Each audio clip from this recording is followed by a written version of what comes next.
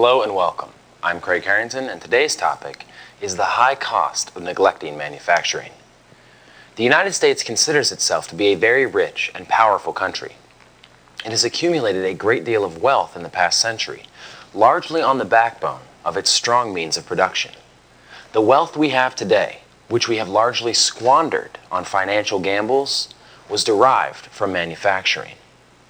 American companies were once world leaders in manufacturing and production. Many of the technologies used around the globe today were created right here in the United States.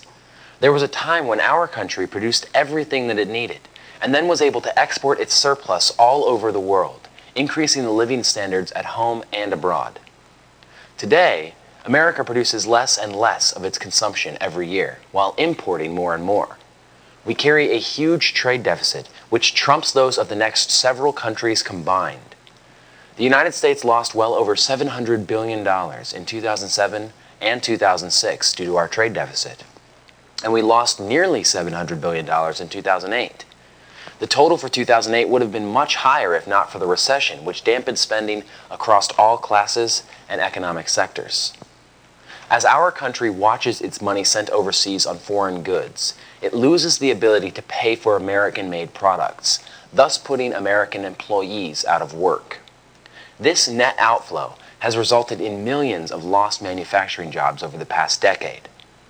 Another result of the trade deficit is the accumulation of dollars in the hands of foreign companies. These companies can then turn around and buy the assets, patents, and facilities of remaining American firms. In doing so, they literally purchase America's future, using our own spending against us.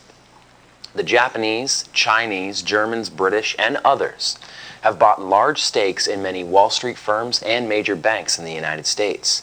Entire industries, such as electronics, are dominated or completely controlled by foreign-based companies.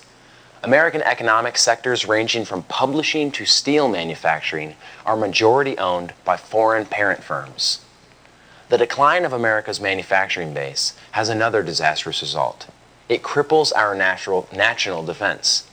U.S. defense contractors have become more and more dependent on a globalized world to bring them vital components from overseas. Equipment, weapons, electronic components, and machine parts are all imported or assembled from imported parts by firms who get Defense Department contracts. Without the means or ability to make any of these products at home, the United States could find its own military ground to a halt if it were ever cut off from these imports. The United States still likens itself to a superpower, but in actuality we are far from it.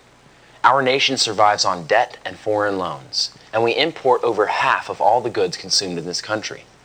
We cannot sustain our way of life or our standard of living without the goods and credit given to us by other countries. When the United States was a superpower, the world depended on it. Now, it depends on the rest of the world. On behalf of concerned citizens, I'm Craig Harrington. For more on this and other related topics, log on to economyincrisis.org. Wake up, America! Open up your eyes! Wake up, America! Wake up!